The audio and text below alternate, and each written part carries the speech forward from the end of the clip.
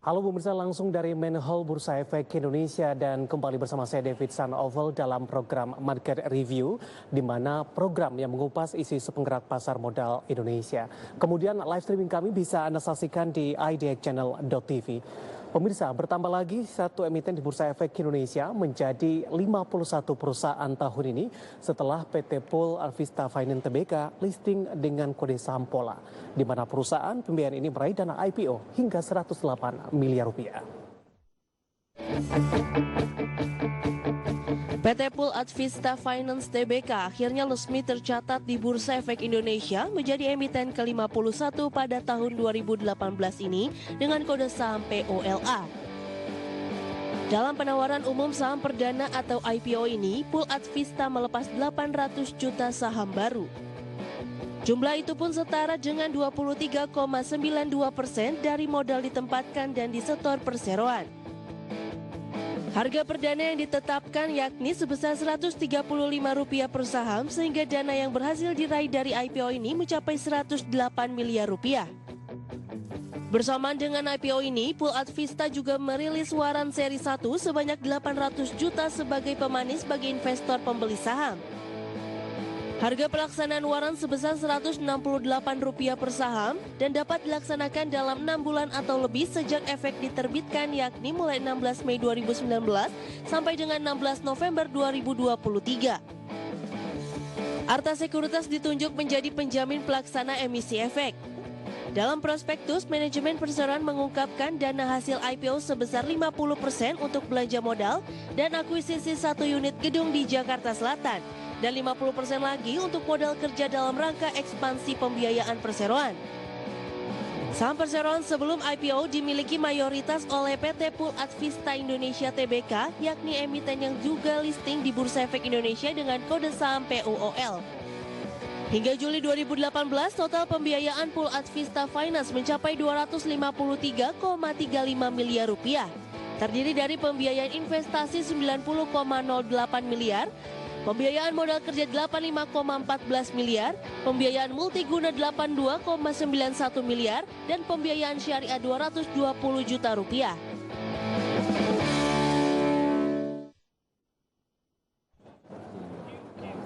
Terkait topik kita di Market Review di akhir pekan ini adalah strategi bisnis Pool Arvista Finance, dan sudah hadir dua orang tim Main Hall Bursa Efek Indonesia.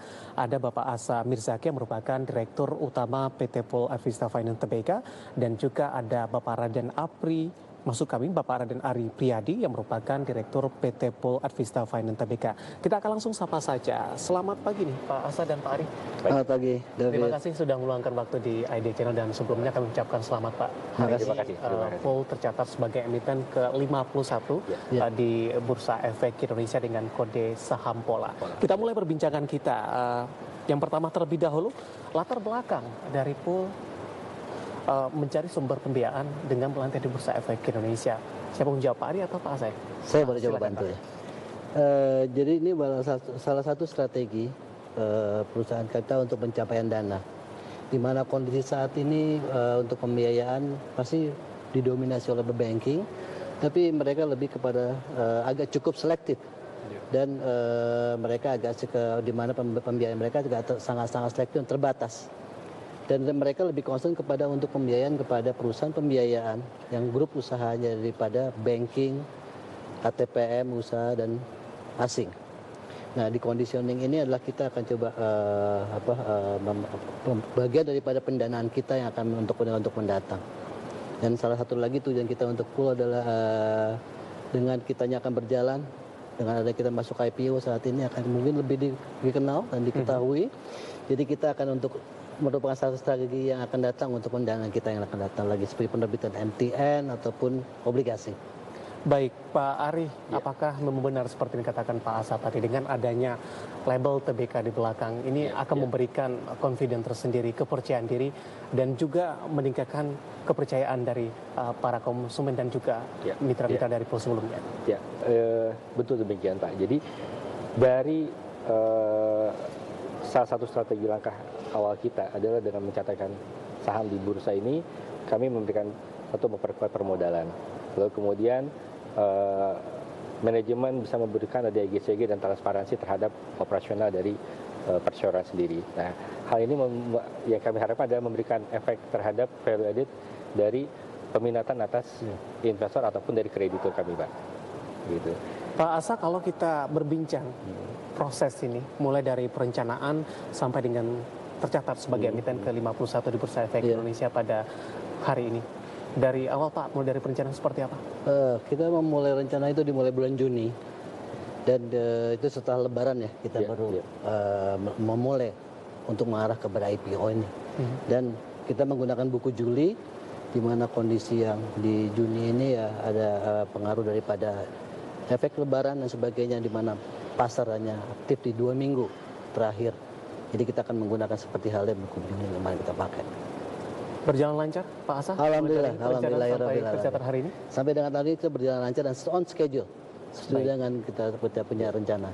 Ya, terkait juga dengan pembentukan harga ini, Pak Ari, dengan underwriter, apa benchmark?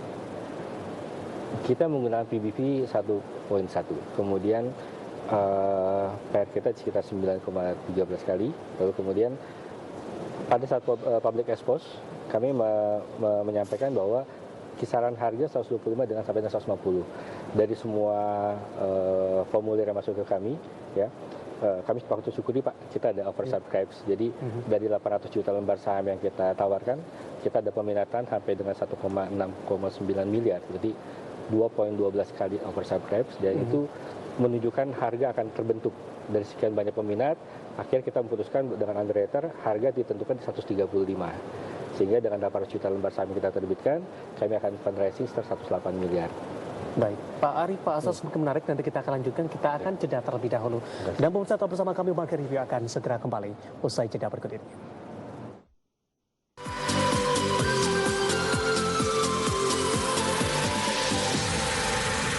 Ingin menjalani kehidupan yang mapan dan masa depan yang sejahtera? Sikapi uang dengan bijak. Mulailah berinvestasi di pasar modal. Dengan membeli saham melalui bursa efek maupun perusahaan sekuritas, Anda dapat menikmati hasil keuntungan dari perusahaan-perusahaan besar yang tersedia. Pastikan Anda berinvestasi di perusahaan yang memiliki izin resmi, cerdas mengelola, masa depan sejahtera. Otoritas Jasa Keuangan, lembaga pengawas industri jasa keuangan yang terpercaya.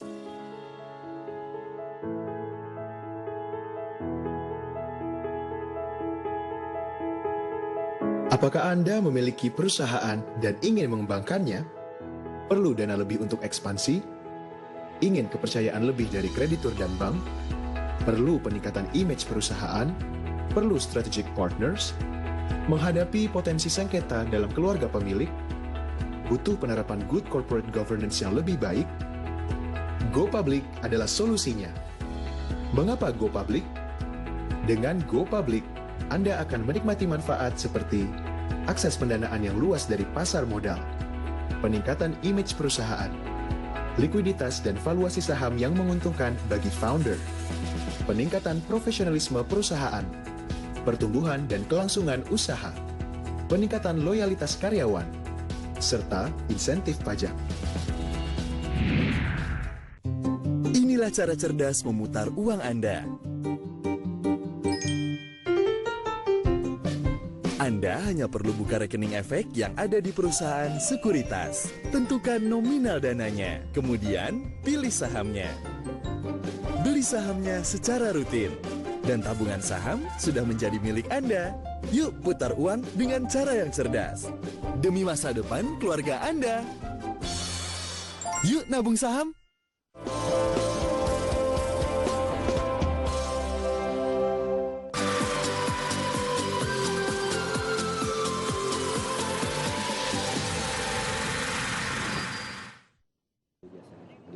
Terima kasih untuk Anda yang masih bergabung bersama kami di Market Review, dan kita masih berbincang bersama dengan Bapak Asa Mirzaki dan juga Bapak Raden Ari Priyadi terkait strategi bisnis Pool Advista Finance. Pak Asa, Pak Ari, kita lanjutkan kembali roadshow sebelum tercatat di Bursa Efek Indonesia pada hari ini dilakukan kemana saja, kemudian sambutannya juga seperti apa sebelumnya nih Pak Ari? Ya. Kami banyak roadshow di Jakarta Pak sebenarnya, tapi memang kita coba masuk ke beberapa institusi profesional yang memang punya appetite terhadap saham-saham yang di sektor finansial ya. Lalu kemudian juga di beberapa kota kita coba untuk kunjungi Pak. Tapi memang animo yang paling besar dari Jakarta sendiri. Ternyata saya cukup surprise juga, investor retail kita cukup banyak Pak. Terbukti waktu kita lakukan penawaran umum itu sangat tinggi sekali peminatannya. Dan itu patut kita syukuri juga bahwa mudah-mudahan ini memberikan satu dampak positif buat kinerja perseroan. Kalau tidak salah selainnya IPO juga menerbitkan waran begitu Pak Betul, Ari, sebagai pemanis. Apakah ini juga menjadi salah satu magnet juga bagi para investor? Betul, ya. Seperti Pak Asa bilang tadi bahwa dalam kondisi terakhir ini industri pembiayaan mengalami satu koreksi, di mana kami harus lebih kreatif untuk mencari sumber pendanaan. Nah, dengan adanya warrant, kami sudah memastikan bahwa dalam 5 tahun ke depan kita akan mendapatkan pendanaan baru dengan cara mengeksekusi warrant-warrant tersebut. Nah, besaran warrant 1:1 kita ada diskusikan dan konsultasikan dengan underwriter kami. Jadi keputusan 1:1 itu setelah tahap proses yang cukup panjang. Gitu. Baik, sebelum kita bahas lebih detail penggunaan dana dari IPO, saya ke Pak Asa terlebih dahulu.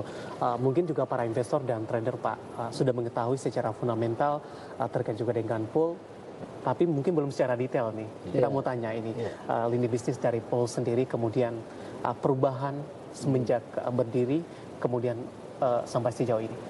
Iya, sebetulnya PT Pool Aptista Finance ini berdiri tahun 2001. Diawali dengan nama PT Pool Indojasa Pratama. Di mana segmen bisnis yang diambil pada saat itu adalah pembiayaan untuk kendaraan. Dan adanya perubahan dari adanya corporate action di tahun 2015-2016 di mana kita menambahkan petap modal di situ. Dan di tahun 2017 kita berubah nama menjadi Pool Aptista Finance. Di sini pun kita merubah daripada strategi bisnis kita yang semula kita kepada pembiayaan konsumtif, kita lebih kepada sekarang pembiayaan produktif, di mana konsentrasi kita kepada pembiayaan modal kerja dan investasi.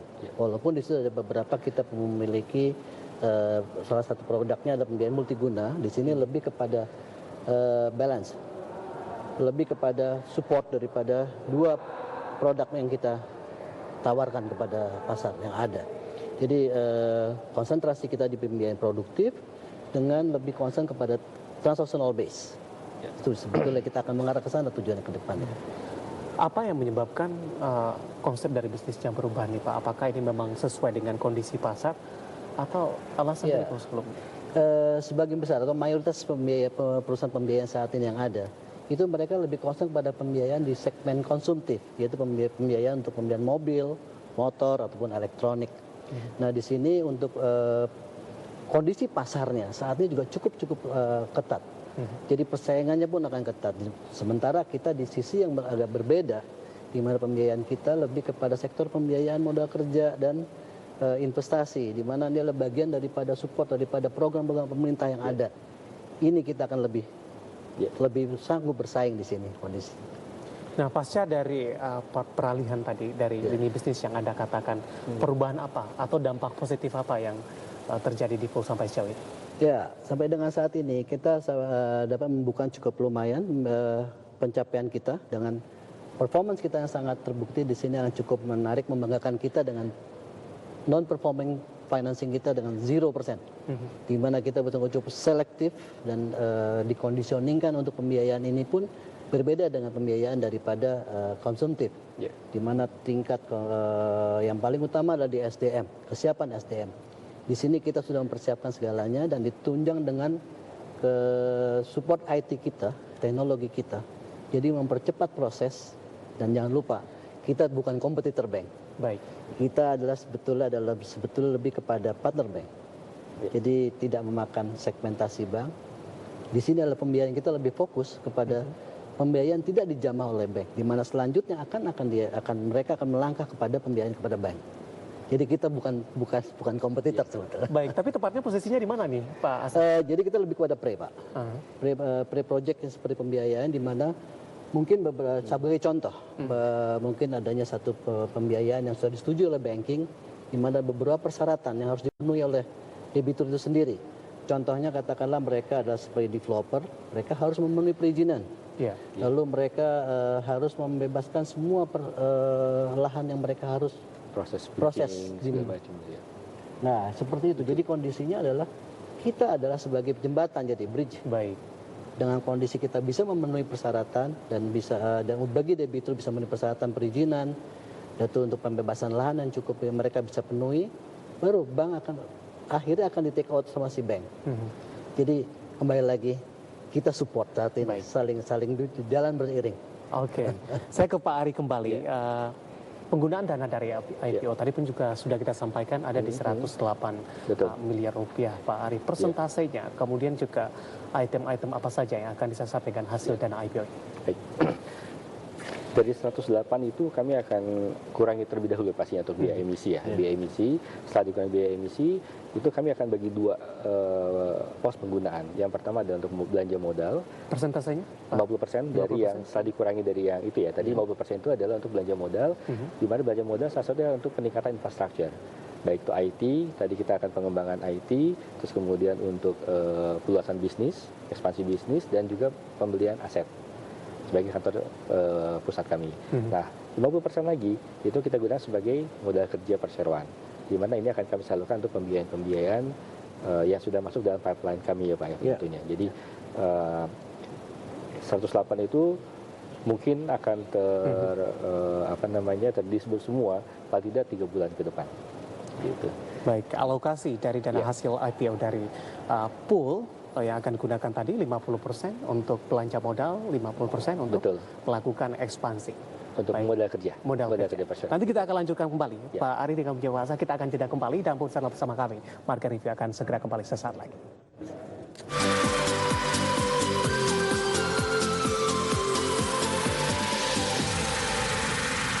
Ingin menjalani kehidupan yang mapan dan masa depan yang sejahtera? Sikapi uang dengan bijak. Mulailah berinvestasi di pasar modal. Dengan membeli saham melalui bursa efek maupun perusahaan sekuritas, Anda dapat menikmati hasil keuntungan dari perusahaan-perusahaan besar yang tersedia. Pastikan Anda berinvestasi di perusahaan yang memiliki izin resmi. Cerdas mengelola, masa depan sejahtera. Otoritas Jasa Keuangan, lembaga pengawas industri jasa keuangan yang terpercaya. Melihat kalau hanya kasat mata atau pakai berpikir kemarin, itu akan tersesat kita. Maka perlu membaca. Nah, membaca itu akan membuat kita timbul, oh begitu. Anak-anak milenial pintar-pintar.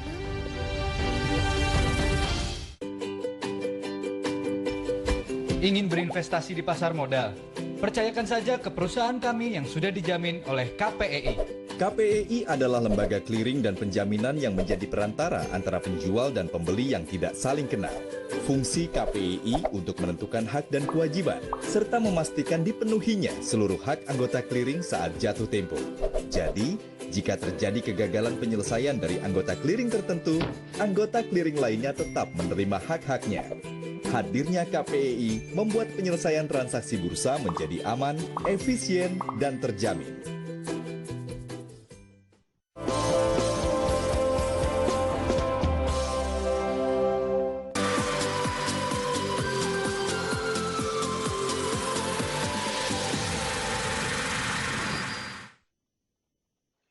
Ya, pemirsa masih di Market Review dan terima kasih juga untuk Anda yang masih bergabung bersama kami. Dan sebelum kita lanjutkan perbincangan, kami akan coba sampaikan informasi grafis yang berhasil dirangkum oleh tim redaksi kami untuk Anda. Kita ke grafis yang pertama terlebih dahulu, terkait juga dengan profil PT Pool Advista Finance Tbk. Merupakan emiten ke-51 yang tercatat di Bursa Efek Indonesia di tahun ini.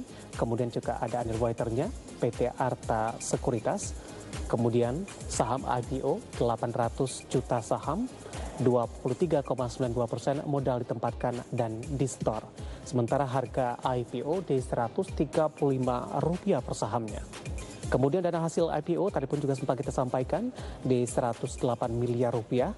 Kemudian Pool juga menerbitkan waran 800 juta waran dengan harga Rp168 per saham sebagai pemanis. Kita beralih ke grafis selanjutnya, penggunaan dana IPO Pool Advista Finance, di mana dana IPO sebesar 108 miliar rupiah, 50% pelunasan utang pokok dan belanja modal, 10% belanja modal, peralatan buka kantor cabang Surabaya dan Solo, reaktivasi cabang Medan. Kemudian 90% untuk akuisisi 1 unit gedung di Jakarta Selatan dan Pakunan. Kemudian 50% lainnya untuk modal kerja. Kita ke grafis selanjutnya, kita akan coba lihat juga bagaimana posisi aset, liabilitas, dan ekuitas pool Advista Finance dalam satuan miliar rupiah, di mana aset di 325,59 miliar rupiah, liabilitas di 44,52 miliar rupiah, kemudian ekuitas di 281,06 miliar rupiah. Data ini adalah data per Juli 2018. Kita beralih ke grafis selanjutnya, kinerja pendapatan bersih pool Advista Finance dalam 1 miliar rupiah. Pembandingnya adalah di 30 Juli antara 2017 sampai 2018 year on year, kemudian di 31 Desember pembandingnya dalam beberapa tahun terakhir. Di 30 Juli 2017 dan 2018 terjadi peningkatan di 16,04 miliar di 2017. Kemudian di 2018 meningkat di 16,38 miliar rupiah. Sementara di Desember, kalau kita lihat per akhir tahun pembandingnya dari beberapa tahun terakhir, 2015, 2016, dan juga 2017, di 2015 dicatatkan di 20,82 miliar, di 2016 kenaikannya cukup signifikan di 42,10 miliar rupiah. Sementara di 2017, 31 Desembernya justru mengalami penurunan ini di 25,41 miliar rupiah. Nanti kita akan coba bahas apa yang menyebabkan kinerja pendapatan turun di 2016 dibandingkan dengan 2017. Kita ke grafis yang selanjutnya. Bagaimana kinerja laba pool Advista Finance dalam 1 miliar rupiah. Di 30 Juli 2017-2018 di 12,12 miliar rupiah, di 2018 di 30 Juli naik signifikan di 22,62 miliar rupiah.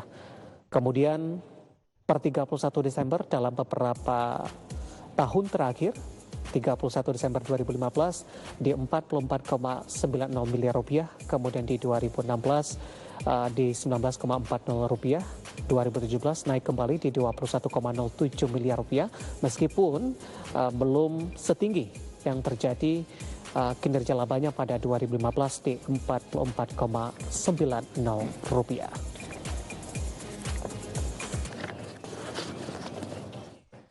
Kita lanjutkan kembali perbincangan bersama dengan Bapak Asa Mirzaki dan juga Bapak Raden Ari Priyadi. Pak Asa, Pak Ari, kita lanjutkan kembali dari grafis yang sudah kita sampaikan tadi, Pak, yang cukup menarik. Tadi kita berbincang penggunaan dana dari IPO. Tadi sudah dijelaskan juga persentasenya penggunaan dari masing-masing dana tersebut. Yang cukup menarik adalah pembukaan cabang. Kemudian juga tadi ada reaktivasi atau pengaktifan kembali cabang yang ada di Medan, Sumatera Utara. Bisa diceritakan Pak Ari, kenapa tutup kemudian dibuka kembali? Baik, di periode sebelumnya kami pernah memiliki cabang sampai dengan 31 cabang.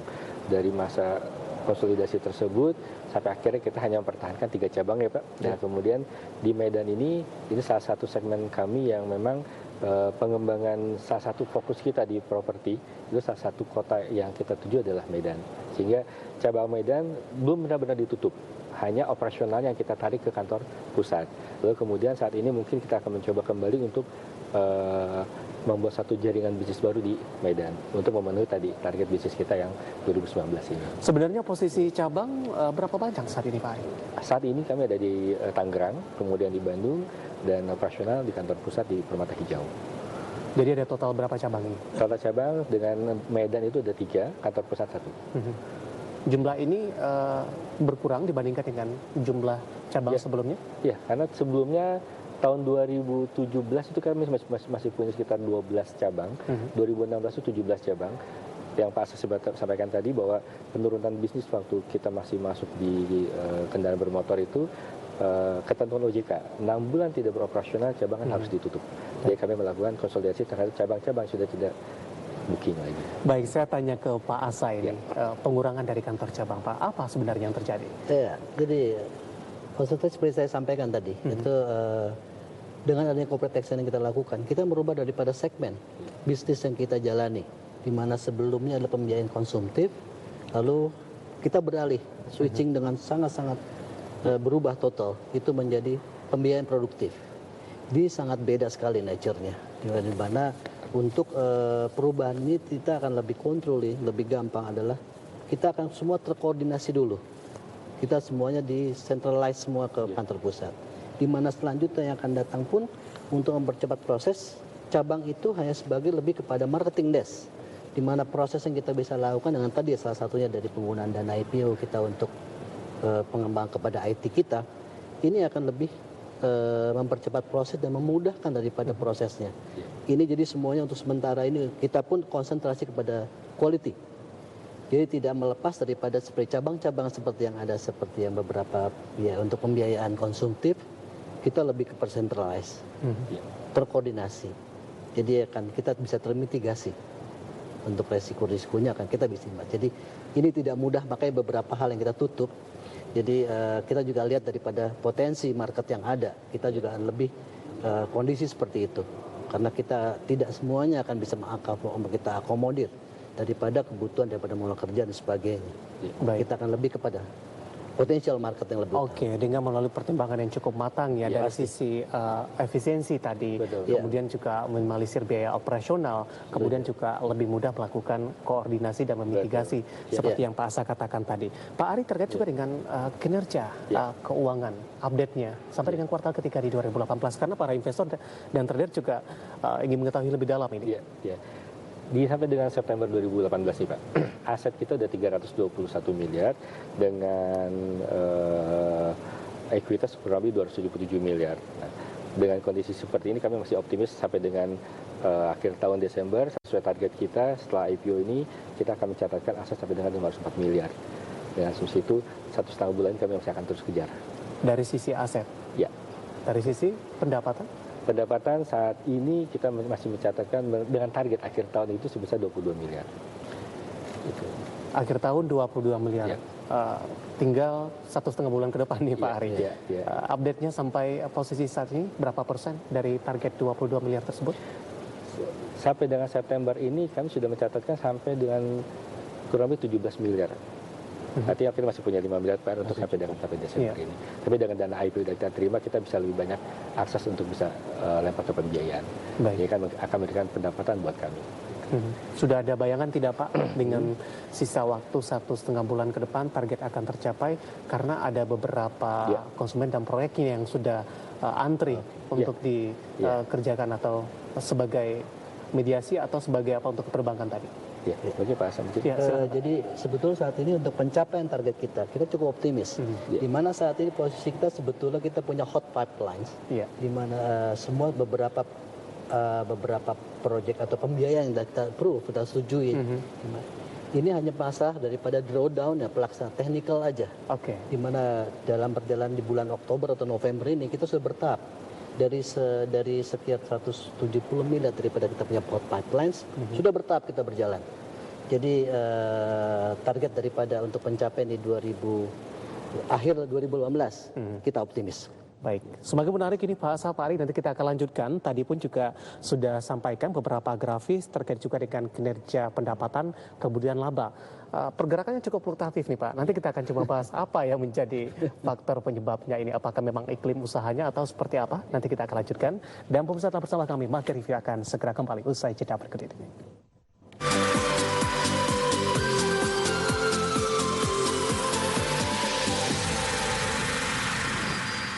Ingin menjalani kehidupan yang mapan dan masa depan yang sejahtera? Sikapi uang dengan bijak. Mulailah berinvestasi di pasar modal. Dengan membeli saham melalui bursa efek maupun perusahaan sekuritas, Anda dapat menikmati hasil keuntungan dari perusahaan-perusahaan besar yang tersedia. Pastikan Anda berinvestasi di perusahaan yang memiliki izin resmi. Cerdas mengelola, masa depan sejahtera. Otoritas Jasa Keuangan, lembaga pengawas industri jasa keuangan yang terpercaya. Agak sedikit seram, ada hari-hari tertentu, barang-barang tertentu yang dianggap sakral, kayak kris, ada Gucci, atau ada something. Peninggalan atau iya.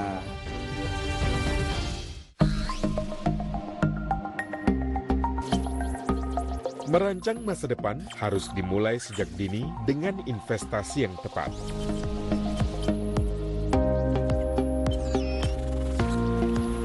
Berinvestasi di pasar modal merupakan pilihan yang tepat untuk masa depanmu. Sebagai lembaga clearing dan penjaminan di pasar modal Indonesia, KPEI menerapkan mekanisme clearing secara netting sehingga proses penyelesaian transaksi bursa menjadi lebih efisien. Dan untuk memberikan rasa aman, KPEI menjamin penyelesaian transaksi bursa bagi setiap anggota clearing. KPEI aman, efisien, dan terjamin.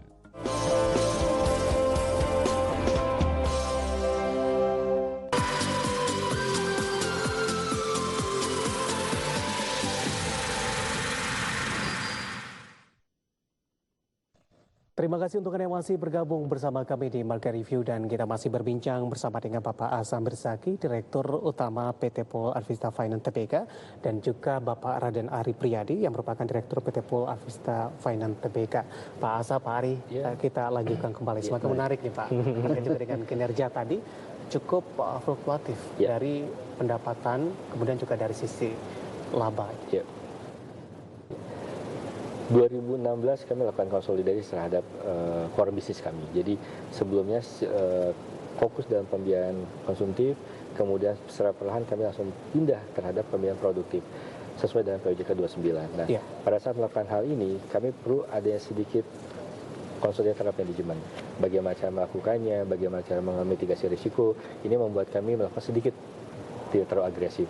Nah, di 2017 sama, kita ada beberapa pelunasan yang cukup besar karena nature-nya di perusahaan pembiayaan produktif ya Pak Arsa, khususnya yang pembiayaan modal kerja, tenor tidak lebih dari 2 tahun. Sehingga yang tahun 2005 kita booking akan jatuh tempo tahun 2017. Sehingga di 2017 itulah kenapa performance agak turun. Gitu. Nah lalu kemudian secara laba dengan penurunannya booking, otomatis pendapatan pun akan mengikuti. Dan ini kita lakukan koreksi di 2018 ya, setelah manajemen baru tahun 2017 akhir kami ada perombakan manajemen. Nah di situ kita melakukan suatu kebijakan baru terkait dengan fokus dan segmen bisnis. Gitu. Jadi 2018 ini kami baru melakukan penetrasi di bisnis-bisnis yang tadi Pak Asa sebutkan, baik di developer ataupun di manufacturer ataupun di jasa konstruksi dan lain-lain. Gitu, baik Pak Ari, untuk ada beban hutang tidak Pak? Sejauh ini kami punya satu kreditur dan total kewajiban kami hanya sekitar 45 miliar. Dari total aset kami hanya punya utang 45 miliar. Giring ya. Dalam rupiah berarti ya? Betul. Gearing rasio kami sekitar 0,15 kali. Masih jauh dari ketentuan OJK. Baik. Ya, pasca IPO ini Pak Asa, target jangka panjang perusahaan, kemudian juga bagaimana fokus ke depannya, kemudian juga terkait tingkat kompetisi. Ya, jadi untuk yang akan mendatang kita punya satu visi yang menjadikan sebagian visi kita menjadi market leader di pembiayaan produktif. Di mana untuk di tahun 2028 target kita akan mencapai dengan total aset sekitar 6 triliun. Kita akan mencapai sampai 6 triliun dengan tingkat pendapatan average dengan kenaikan average-nya ada 30%. Dengan gearing rasio tetap kita jaga di kondisi sehat, di bawah 5. Kondisi seperti itu. Lalu untuk kedua, untuk beberapa kita masih optimis untuk kondisi market yang ada. Di mana seperti yang kita ketahui adalah beberapa pembiayaan ini banyak concern kepada pembiayaan konsumtif. Sementara kita lebih kepada produktif, ini cukup kompetitif di sini.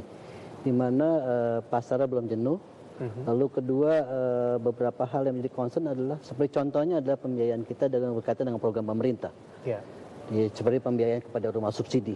Di mana sampai dengan saat ini pun pemerintah belum bisa dapat mencapai target untuk pencapaian 100 juta rumah perumahan subsidi ini. Nah ini bagian dari satu target market kita. Jadi untuk kedepannya kami cukup optimis untuk kondisi seperti ini. Dan tentunya Pak, bahan pembiayaan maritim kita juga masuk. Ya, kita juga masuk pembiayaan maritim, di mana ini bagian daripada kita mendukung program pemerintah ya. Untuk 1 juta rumah dan maritim kami ikut serta dalam mendukung kegiatan itu. Baik, dari sisi kuenya nih Pak, masih cukup besar tidak? Dari pangsa pasar juga seperti apa ini? Kondisi saat ini seperti kita punya beberapa target, hot pipeline seperti tadi itu, kita over demand. Dalam arti kata over demand adalah permintaan cukup tinggi sekali.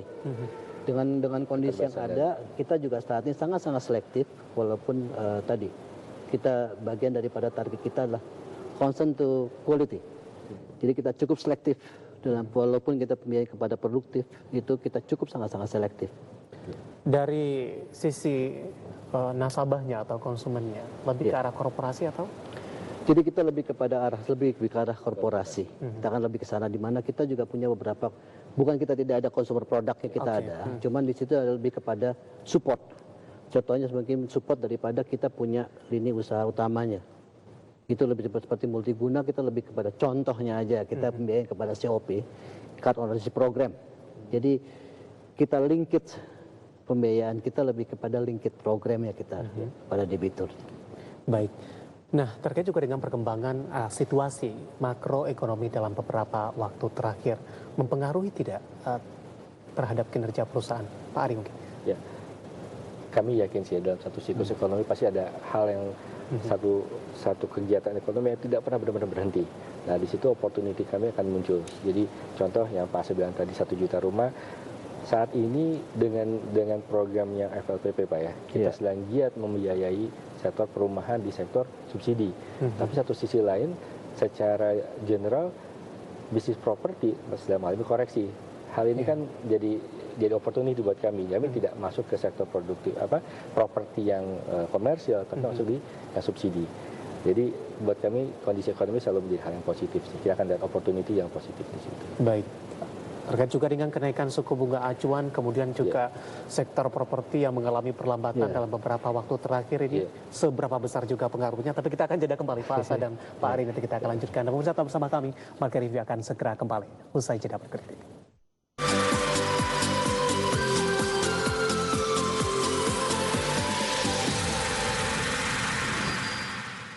Ingin menjalani kehidupan yang mapan dan masa depan yang sejahtera? Sikapi uang dengan bijak. Mulailah berinvestasi di pasar modal. Dengan membeli saham melalui bursa efek maupun perusahaan sekuritas, Anda dapat menikmati hasil keuntungan dari perusahaan-perusahaan besar yang tersedia. Pastikan Anda berinvestasi di perusahaan yang memiliki izin resmi. Cerdas mengelola, masa depan sejahtera. Otoritas Jasa Keuangan, lembaga pengawas industri jasa keuangan yang terpercaya. Bursa Efek Indonesia memiliki 41 rencana kerja strategis yang akan dijalankan pada tahun depan. Konsentrasikan kepada beberapa rencana strategis yang tersebar di 4 area tersebut. Ada pepatah yang berbunyi, "Do not put your eggs in one basket." Ketika Anda punya dana lebih untuk berinvestasi, pasar modal adalah pilihan yang tepat untuk Anda. Jangan takut berinvestasi di pasar modal, karena investasi Anda aman.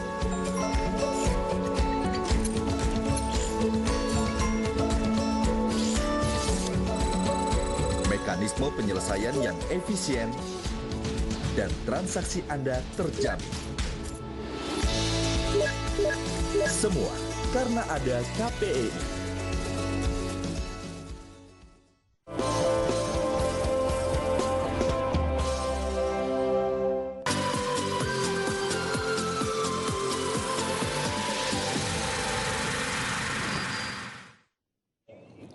Pemirsa, Bank Indonesia menaikkan suku bunga acuan 7-day reverse repo rate menjadi 6%, di mana kenaikan suku bunga ini untuk meningkatkan daya tarik instrumen keuangan domestik dan menurunkan defisit transaksi berjalan.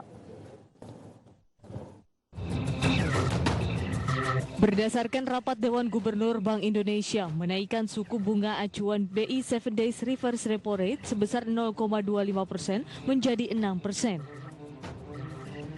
Kebijakan ini diakui untuk meningkatkan daya tarik instrumen keuangan domestik dan menurunkan defisit transaksi berjalan. Bank Indonesia menargetkan defisit transaksi berjalan dapat ditekan ke posisi di bawah 3% dari produk domestik bruto pada akhir 2018. BI juga memprediksi Bank Sentral Amerika The Fed masih akan melanjutkan kenaikan suku bunga acuannya pada Desember mendatang. Rapat Dewan Gubernur Bank Indonesia pada 14-15 November 2018 memutuskan untuk menaikkan BI 7-day reverse repo rate sebesar 25 basis point menjadi 6%.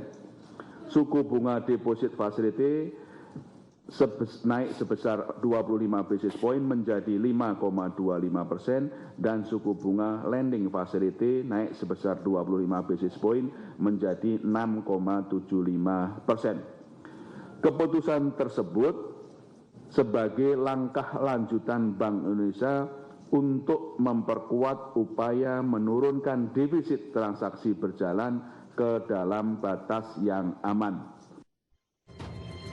Selain menaikkan suku bunga acuan 7 days reverse repo rate ke level 6%, Bank Indonesia juga menaikkan suku bunga deposit facility sebesar 25 basis point menjadi 5,25% dan suku bunga lending facility sebesar 25 basis point menjadi 6,75%.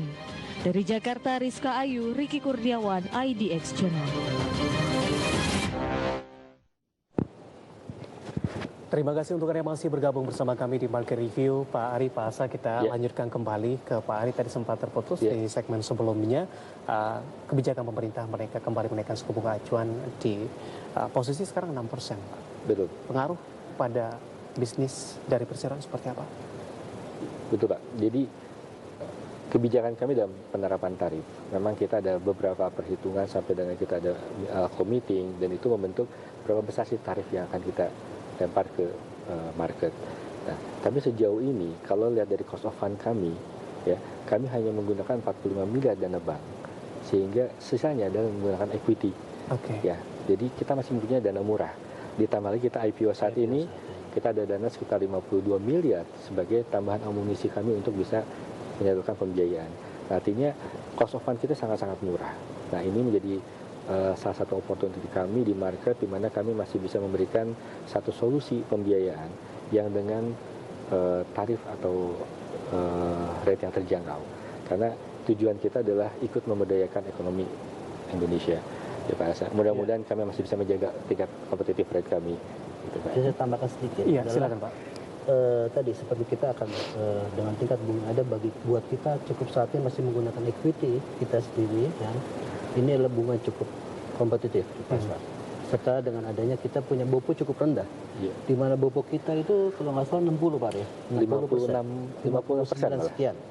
Di mana di industri itu BOPO itu sekitar 80%.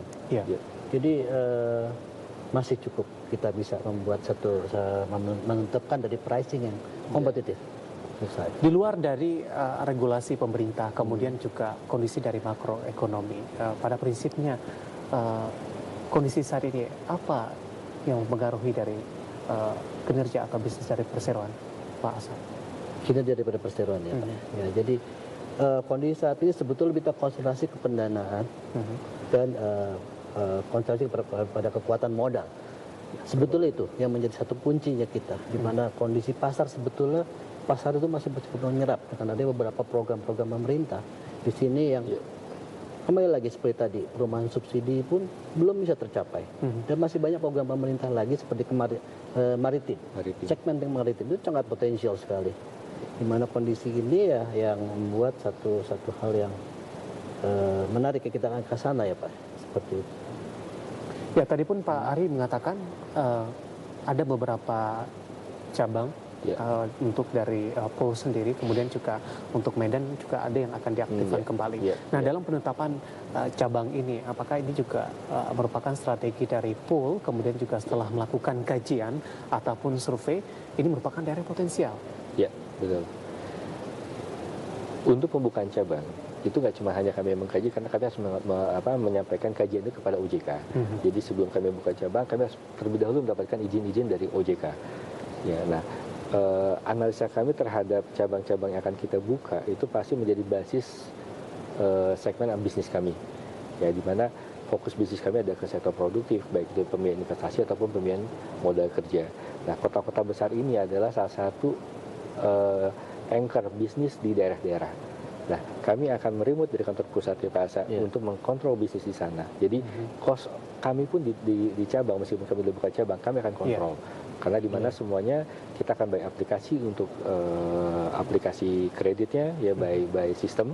Kemudian SLA kita jaga tidak lebih dari 14 hari kerja, sehingga prosesnya itu tidak akan memakan waktu lama. dan tidak akan memakan biaya lama. Oke. Nah, cabang-cabang yang kita buka meskipun jaraknya ada di Medan, di Solo, di Surabaya, tapi semua dalam satu kontrol di kantor pusat. Secara komunikasi kita bisa maintain. Oke, Pak Ari, Pak Asah, kita masih punya satu segmen lagi. Kita akan jeda kembali, nanti kita akan lanjutkan. Dan pemirsa tetap bersama kami, Market Review akan segera kembali sesaat.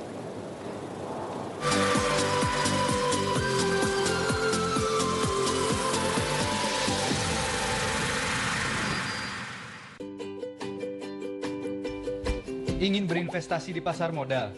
Percayakan saja ke perusahaan kami yang sudah dijamin oleh KPEI. KPEI adalah lembaga clearing dan penjaminan yang menjadi perantara antara penjual dan pembeli yang tidak saling kenal. Fungsi KPEI untuk menentukan hak dan kewajiban, serta memastikan dipenuhinya seluruh hak anggota clearing saat jatuh tempo. Jadi, jika terjadi kegagalan penyelesaian dari anggota clearing tertentu, anggota clearing lainnya tetap menerima hak-haknya. Hadirnya KPEI membuat penyelesaian transaksi bursa menjadi aman, efisien, dan terjamin. Manusia selalu berinovasi dengan kreativitasnya dan semakin hari inovasi ini semakin cepat. Kami cek di Aceh, di Riau, bahkan di Papua itu sudah belanja online. Masyarakat itu begitu cepat beradaptasi. Saya sarankan agar orang-orang lama ini rajin membaca, rajin mendengar, rajin jalan-jalan. Apa yang akan terjadi ke depan itu adalah pergulatan bangsa-bangsa agar tidak mudah terpengaruh. Inilah cara cerdas memutar uang Anda. Anda hanya perlu buka rekening efek yang ada di perusahaan sekuritas. Tentukan nominal dananya, kemudian pilih sahamnya. Beli sahamnya secara rutin. Dan tabungan saham sudah menjadi milik Anda. Yuk putar uang dengan cara yang cerdas. Demi masa depan keluarga Anda. Yuk nabung saham.